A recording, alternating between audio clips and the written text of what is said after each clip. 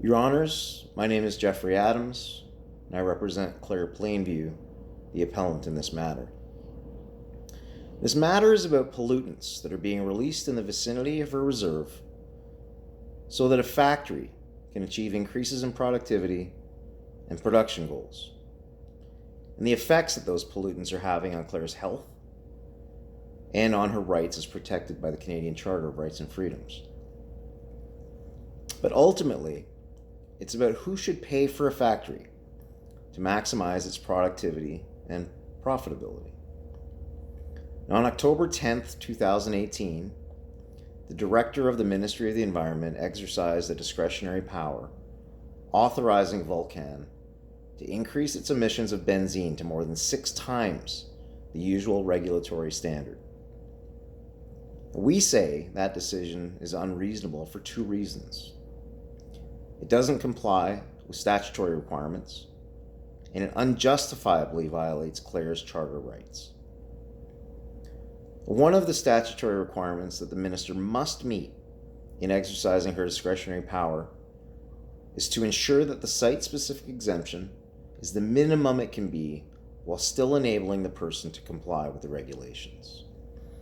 And this statutory requirement presents an insurmountable problem that's fatal to my friend's case, because the math doesn't work.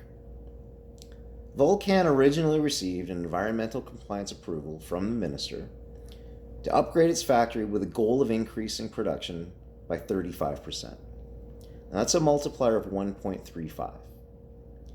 When the upgrades were completed and production began at this increased capacity, emissions were found to be 6 times the regulatory standard. But instead of reducing production volumes, which would have also reduced benzene production volumes, Vulcan requested a site-specific exemption to produce more pollution, specifically in order to meet its production demands. And they got it, but not for 1.35 times more benzene. The exemption was for 6 times more benzene. The math doesn't work. It's unreasonable. And the fact is that everyone within a 10-kilometer radius of the factory is being harmed. But because of her indigeneity, Claire is being disproportionately harmed. And that's because everyone else in the area who's not Indigenous and not living on reserve can move. But Claire can't. She can't move away without turning her back on her way of life. She can't move away without abandoning her constitutionally protected right to live on reserve. And she can't move without suffering significant damage to her indigeneity.